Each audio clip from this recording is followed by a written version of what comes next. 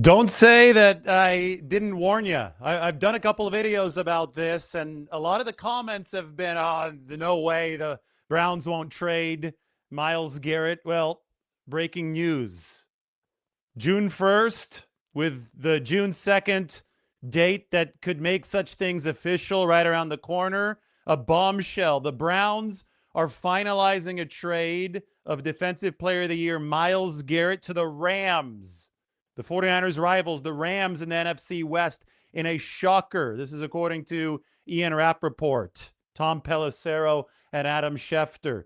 Cleveland, if this is finalized, then it definitely sounds like it's on the way to being finalized, would send Garrett to LA in exchange, this is big, in exchange for star edge rusher Jared Verse, a first-round pick, and more. Now, we probably won't have the final terms on this for a little bit of time because, and I'll explain this in a little bit, it can't not become official until after June 1st business is done. That is because the Cleveland Browns need to mitigate the salary cap damage here of dead money. But they did sign Garrett to an extension last offseason that left the door open to a trade, which is why we've been talking about it. The fact that Jared Verse is going back to Cleveland is interesting to me. We could go back to the NFL owners meetings where the Browns wanted to be able to get up to 5 years of first-round picks in return for a player. The rule currently allows you to get up to 3 years of first-round picks in return. The league said no. So the Browns, obviously at the time, thinking about trading Myles Garrett, went back to the drawing board, and this is just me connecting the dots, and said, well, fine, if we can't get a ton of first-round picks, more than 3 years worth, why don't we try to get a player as part of the package in return? And Jared Verse is a really, really good player for the Rams. First-round pick out of Florida State, edge rusher, somebody who was Defensive Rookie of the Year in 2024, and then it was a Pro Bowler again in 2025. So the Rams are giving up a nice piece on their defensive line as part of the compensation for Myles Garrett, but they are getting back arguably the best player in the NFL. 22 and a half sacks, however many sacks it was for the record last year for Myles Garrett. An absolute machine, obviously now on the wrong side of 30, but under contract for 5 more years. And one would argue that this is a talent that is generational enough, and he's definitely a generational talent, but one could argue that this is a talent that's generational enough to ignore some of the red flags that typically come with trading for players on the wrong side of 30. In this offseason, the Rams have now traded for both Trent McDuffie, a couple first-round picks over to the Kansas City Chiefs for Trent McDuffie, and that's a cornerback, obviously, to spruce up their secondary, which was, I thought, the biggest weakness of this football team outside of special teams last year in LA. McDuffie is aboard, and now Myles Garrett's aboard, but they do lose Jared Verse. So I would say, obviously, improve their pass rush, but it's not like they have got both Verse and Myles Garrett now coming off of opposite edges. They do take a hit with the loss of Verse. Still, this does improve the Rams' shot as far as the probability goes. Their Super Bowl odds immediately have moved from plus 800 to plus 600 to win the Super Bowl. And when you talk about the 49ers and how they're going to have to try to counter this, well, it's going to give somebody like Trent Williams more nightmares. This is Trent Williams talking about Myles Garrett before the 49ers played the Browns not all too long ago. Do you look forward to matchups like this when you're going against a guy like Garrett? Or yeah, I mean, of course. This is like, you know, just telling, just saying, like, it was more like for me, it's like one of those old DeMarcus Ware matchups where, you know, I'm a young stud, and he's a Hall of Fame player, you know, and he opening night, you know. I lost some sleep on that one, but yeah, it kind of reminds me of one of those because he, you know, DeMarcus was one of those guys that didn't have a weakness, and one of those guys that literally could embarrass you in multiple ways. So for me, it kind of goes back to those days with when you talk about '95. Do you ever lose any sleep anymore over a matchup? Or? Yeah, of course. I mean, yeah, I'm be up in my bed thinking about it all night. I was up last night thinking about it. So, yeah, I guess you could say I do lose sleep. Now Trent Williams is going to get to lose sleep at least twice a year, because I think that we might see the 49ers and the Rams more than twice a year. Now, this obviously adds a lot of spice to week 1 in Australia. The 49ers' first opponent of this 2026 season is the Rams. So if this does go through, and we can talk about those mechanics now, the 49ers will face Myles Garrett, Trent McDuffie on the defensive side of the ball. No more Jared Verse, of course, because he'll be headed to the Browns. But then Matthew Stafford and Devontae Adams and Puka Nacua and all those guys on the Rams offensive side of the football. This is kind of funny. We've got Rams first-round picks over the years. Which ones have they used? Which ones have they traded away? And F them picks. 2016, Jared Goff, number 1 overall out of Cal. He's no longer with the Rams. They did actually trade him. But in 2017, they did not have a first-round pick because they had traded it away to move up in 2016. In 2018, they did not have a first-round pick. They traded it to New England for the receiver Brandon Cooks. In 2019, they didn't have a first-round pick. They traded it to Atlanta for more picks. In 2020 and 2021, they did not have a first-round pick. They traded those to Jacksonville for the cornerback, Jalen Ramsey. In 22 and 23, they did not have first-round picks. They traded them to Detroit for Matthew Stafford. Finally, in 2024, the Rams had a first-rounder. They used it on Jared Verse, and it looks like Verse is going to be on his way out now as part of the package to bring back Myles Garrett to L.A. 2025, no first-round pick. They traded it to Atlanta for more picks, and then more picks. Well, they had more of them in 2026, and they used it on the quarterback, Ty Simpson. So the Rams did not use number 13 overall this year to get better in 2026, or at least raise the ceiling in 2026. But they definitely have tried to raise the ceiling here with this trade of Myles Garrett. Now, the fact that it took a player, we don't have the full trade terms yet. We know at least 1 first-round pick, Jared Verse, and more. That's what the reporting has been so far on this trade. But the fact that it took a player shows you just how expensive this trade is lining up to be for the Rams. A star player under contract versus under contract for this season, 26, 27, and then he has a 5th-year option since he was a first-round pick in 2028. Meanwhile, Myles Garrett is under contract for 5 more seasons. The New York Giants, meanwhile, are adding players as we go through some of the news around the league. It is June 1st. The Giants have added Odell Beckham Jr., and they're also signing JuJu Smith-Schuster. So a couple receivers, maybe even more than that. They also added Braxton Berrios today. So the Giants have built an entire receiving core of older players in one day, especially Odell Beckham Jr. and JuJu Smith-Schuster.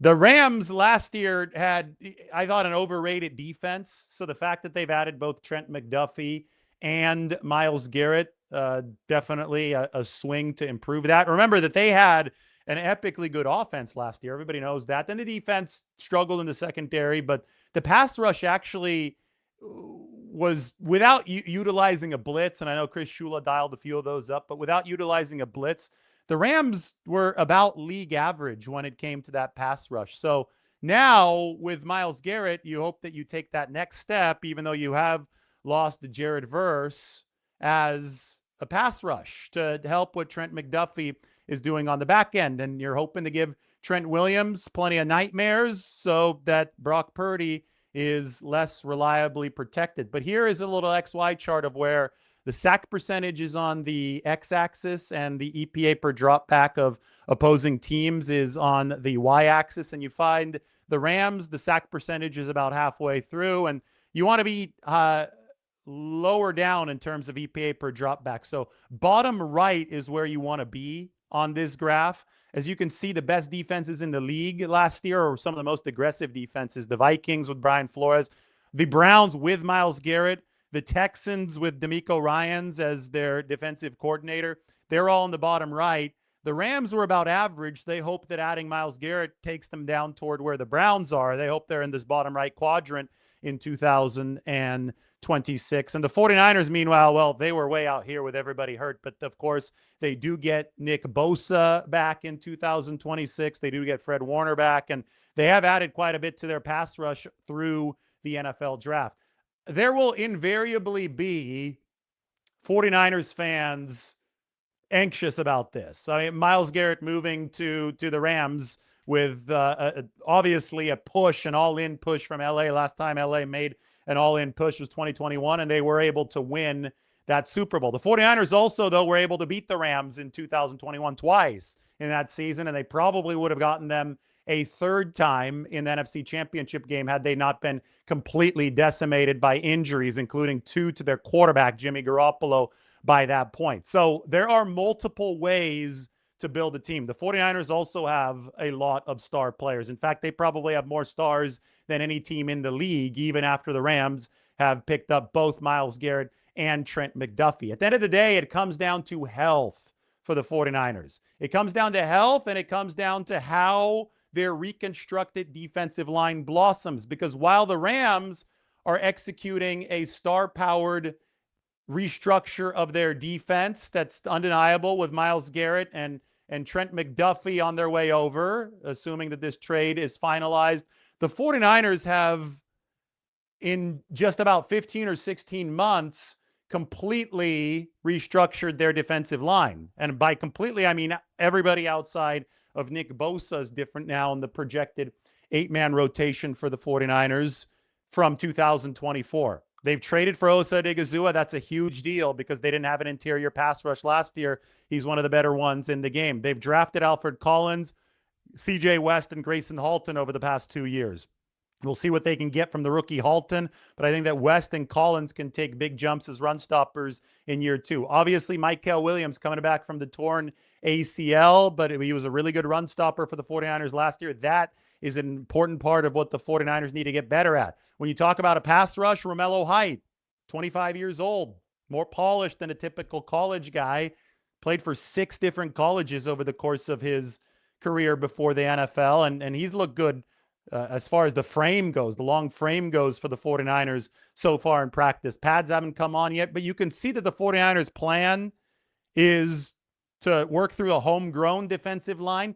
It's actually, the Rams formula of building up the D-line was very similar to the 49ers formula, but the Rams might be a year or 2 ahead as far as executing that formula because they started their retool earlier, and they got Jared Verse as part of all the draft picks they used on the defensive line. And now in their rush to figure something out before Matthew Stafford retires, and I think it's definitely a rush for the Rams, they're saying, even if it costs a lot, we've got to get a tiny, tiny bit better right now, or maybe just, a chunk better because you're letting go of Jared Verse, but you're bringing in Myles Garrett to up the pass rushing effectiveness. You're bringing in Trent McDuffie at the cost of 2 first-round picks to improve a secondary that definitely was leaky last year. Stafford approaching age 40. You saw that the contract that they agreed to with Matthew Stafford about a week ago, basically it's a Trent Williams-like situation where it's revisit this every single year for the Rams. They didn't guarantee much more money. There's a new trigger that comes in 2027. They guaranteed $5 million more for Matthew Stafford, so they bought some more team control. I think it was just more of a sign of good faith between the two parties, but I think also an understanding that Stafford might be done after this season. And if that's the case, and if his money does come off the books after this season, you can afford the Myles Garrett money much more easily if you're the Rams, and then potentially you move to a quarterback on a rookie deal in Ty Simpson. So let's take a look at the contract first now for Myles Garrett on Over the Cap so I can explain to you how June 1st and everything comes into play. I'm also going to put a post-June 1st trade designation in here so we could see what the salary cap impact is for the Cleveland Browns. This will be up on the screen in 3 seconds, 2 seconds, 1 second. All right, there is the contract for Myles Garrett. All right, 2026 is the year in question. As you can see, the Browns made sure that the base salary here was at the league minimum for this season, making this contract eminently tradable for their perspective, because they also pushed the option bonus payment back to the start of the regular season. So the Browns actually haven't paid Myles Garrett any money yet this offseason. The Rams are going to have to absorb all of the payments that were due in 2026. All that the Browns paid Garrett was the signing bonus of this contract in 2025 when they inked the long extension. So depending on how big that signing bonus was, I could go look it up. But basically, the Browns paid for 1 year of Garrett, and then they left themselves flexibility to trade him, which is why we've been talking about a potential trade for so long, because they left it open with how this contract is structured. Some of these deals, the option bonuses kick in early in the second off season, early in the third off season, and then a team has to pay those. And just by nature of human psychology, they're much less likely to want to trade the guy because they've already paid $30 million for him in that particular calendar year. And they say, well, we've already paid for him. Why would we trade him? We'd basically be paying him to play for somebody else. The Browns amended the contract to include language that made sure that the option bonus did not have to register until later in this season. So that means that the Rams are going to have to pay for all of it this year. They're $31.5 million guaranteed. It moves up to $41 million next year. They essentially assume all of the contract beyond 2025. Verse was only under team control for 3 more years. Garrett for 5. 26, 27, 28, 29, 2030. So they have Myles Garrett under contractual control through his age 35 season.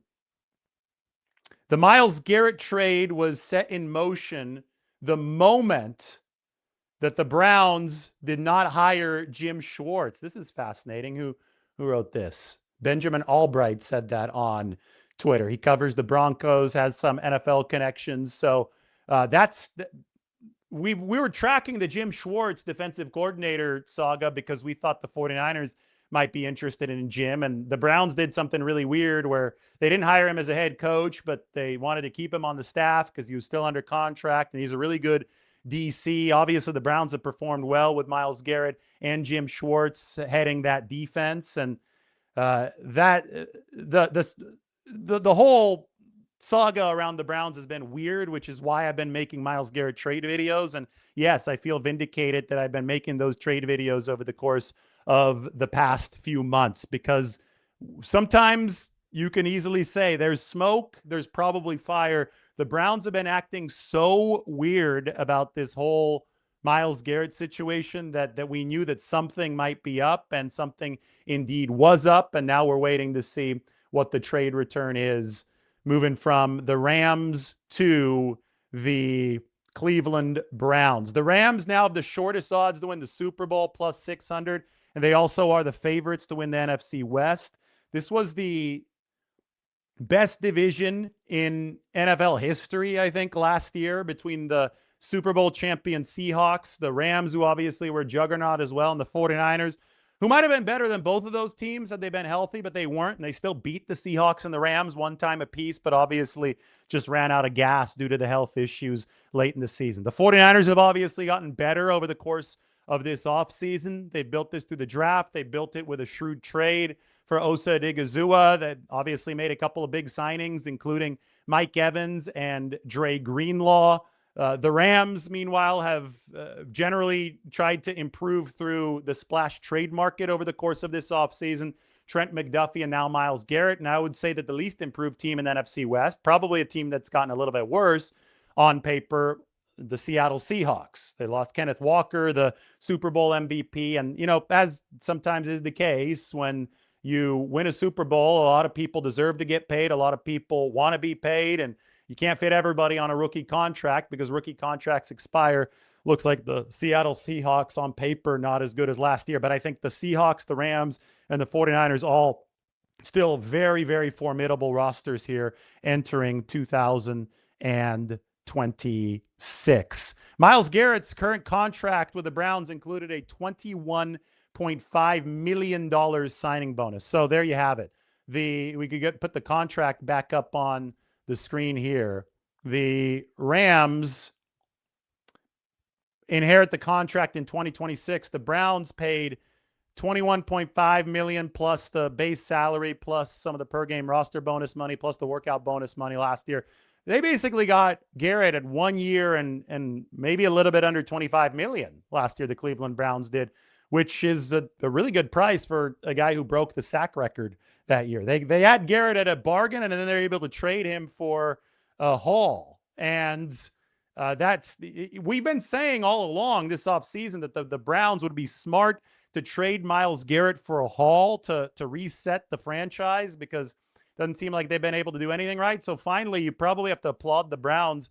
We'll see what the final return is, but you have to applaud the Browns for finally pulling the trigger and not overpaying Myles Garrett in that first year. They got a record-setting season with a record amount of sacks for the cost of about $25 million. That's definitely worth it. And now we'll see that they get Jared Verse back under team control for 3 years, and they're going to get a first-round pick, at least one, and more beyond that once this is finalized. Now, the reason this cannot be finalized at this moment is because it's still technically June 1st on the league calendar. Once the transaction wire comes out for June 1st, we can officially turn the page to June 2nd. According to league rules, any money that is prorated into the future must accelerate to hit a team's salary cap now if that team trades a player away. However, if you execute the trade after June 1st, on June 2nd, you can keep those prorations at bay in the future, or at least the majority of them in the future, and they won't hit until 2027. This is why the 49ers, if they do trade Brandon Aiyuk to the Washington Commanders, would wait until after June 1st business is complete. This is why the Cleveland Browns would wait until after June 1st business is complete. This is why a team like the Philadelphia Eagles would wait until after June 1st business is complete to trade A.J. Brown anywhere, maybe the New England Patriots. So this is a time on the football calendar where we pay attention to business that's been brewing for a while, that's been rumored for a while. It can finally be consummated because teams are waiting for the financial relief, the short-term financial relief of what happens on June 2nd. So June 1st is when news of imminent trades usually comes out. June 2nd, or after business is concluded on June 1st, is when these deals are formally ratified. Coming soon in Australia, we're going to have the iconic repairing of two of the game's very best players, Brock Purdy and Myles Garrett. A lot of respect between the two, as we saw during that game in Cleveland last year. Purdy was sacked once by Garrett in the record-breaking season, but Brock Purdy also escaped Myles Garrett and had a quick release a few times, and Myles Garrett thought he should have gotten him a few more times. This was after one of the near misses. Myles Garrett smiling at Brock Purdy, and he actually complimented him in the post-game press conference, talked about his mobility, talked about his wiggle, his ability to get away. Remember, Myles Garrett is the NFL sack king. Brock Purdy is the toughest quarterback to sack in the NFL. The pressure to sack ratio for Brock Purdy, the lowest in the entire NFL. It's a metric that should be used more often when discussing which quarterback is elite and which quarterback isn't. It's not all about 40-yard dash time. It's also not all about 10-yard split time, even though that's where Brock Purdy is really good. Sometimes it's just about feeling and wiggle. And Brock Purdy is going to need to display the feeling and wiggle that he has so prominently put on display over the course of his NFL career so far to get away from this guy now at least 2 times a year with Myles Garrett headed to the Rams. I think this is awesome for the NFC West because now it's reminding me more and more of the 90s with the 49ers and the Cowboys. Everything just ran through 2 teams in the NFC. I know they were in different divisions, but they were in the same conference. Now it almost feels like the winner of the NFC West is going to be the winner of the Super Bowl, right? Like if you can come out of this NFC West with not only the home game that comes with winning a division, but also a potential first-round bye, and that's exactly what happened last year for the Seattle Seahawks, you should have a fairly clear path to the Super Bowl. And you're going to be battle-tested, too, because if you're the 49ers, you play the Rams twice, and you play the Seahawks twice in the regular season. If you're the Rams, play the Niners and the Seahawks twice, and obviously Seattle gets to play the Niners and the Rams twice. So it's one of those things where this division is just loading up and loading up and loading up. The 49ers did their thing over the course of this offseason with the Digazua trade, with the Mike Evans signing. The Rams are obviously pushing pedal to metal. The Rams are in more of a rush right now because of Matthew Stafford's age and the fact that this might be his last season. We shall see, but they didn't guarantee more than $5 million for a reason.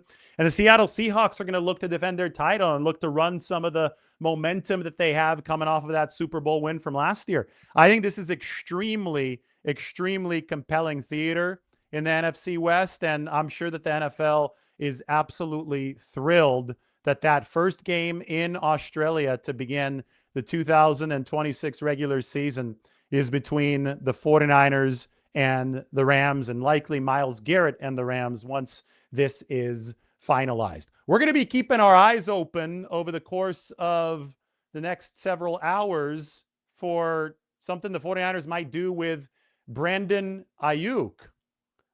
Today, Mike noticed this. He went to Brandon Aiyuk's Instagram page, and funny enough, Brandon is following only 3 people right now. He's following his wife, Rochelle. He's following Jaden Daniels, and he's following the Washington Commanders. Along the same line of Myles Garrett being traded and that trade not being able to be finalized until after June 1st, the 49ers might have an agreement in place with the Washington Commanders to where they wouldn't ratify. They wouldn't ratify a trade until June 2nd, until after June 1st. We discussed the possibility of this yesterday. I did a whole video on Sunday morning talking about why the 49ers would wait after June 2nd. I personally, and I think a lot of people, maybe even inside the 49ers building, but if they're trading him, then they know a little bit better. But at least to those of us observing this situation, to essentially all of the media, nobody's really sure where Brandon Aiyuk is at when it comes to headspace. So nobody's really sure if he wants to continue playing.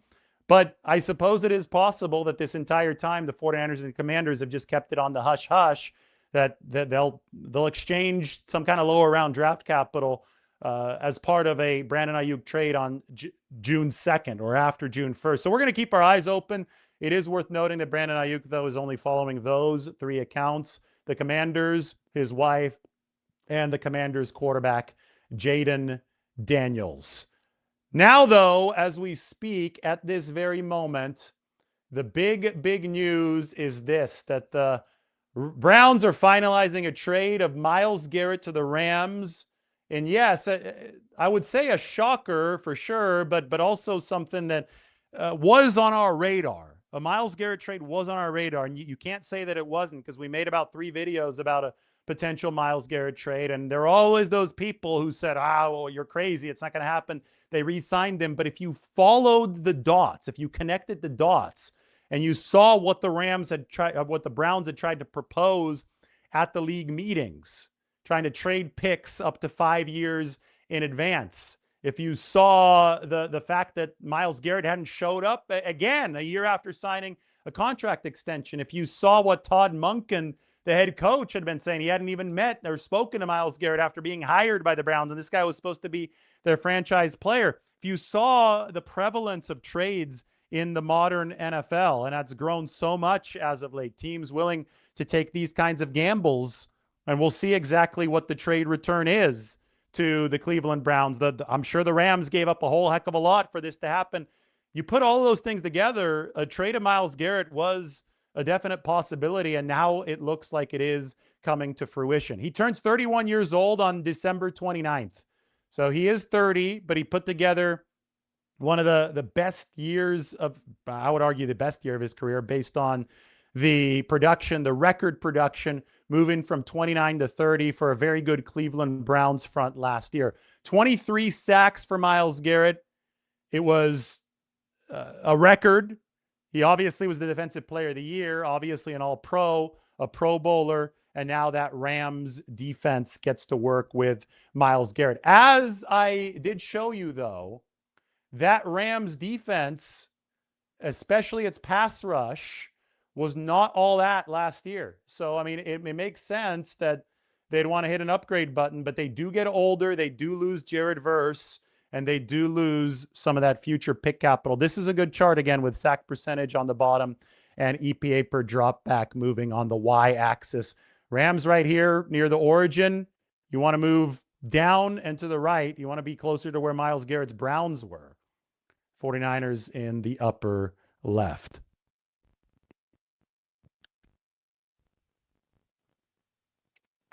Mike says arms race in the NFC West. 49ers, you're up. Jesse Bates, do it. That's what Mike said. Jesse Bates, the safety from the Falcons. Yeah, maybe the 49ers take the next swing in the arms race. Maybe they sign Joey Bosa, but I don't think that's going to come till later if it does, because Joey's busy playing golf right now. Hey, I think the arms race is fun. Rams make another move. It's been a busy offseason, especially the Rams and the 49ers have added quite a bit this offseason. 49ers retooling a defense that wasn't good over the past several years. They have a chance, I think, to be really good this year. New defensive coordinator, the former Ram, Raheem Morris, and now the Rams, they might have been a bit overrated on that side of the ball. They've added both Trent McDuffie and potentially the best player in football, Myles Garrett now. So the arms race intensifies, and, you know, maybe we'll get the iconic Purdy Myles Garrett photo again. One more time. Let's get that up on the screen. Let's finish this up in absolute style as we keep our eyes peeled for what might happen with Brandon Aiyuk. But Myles Garrett to the Rams, Myles Garrett to the NFC West. Strongest division in NFL history gets only stronger.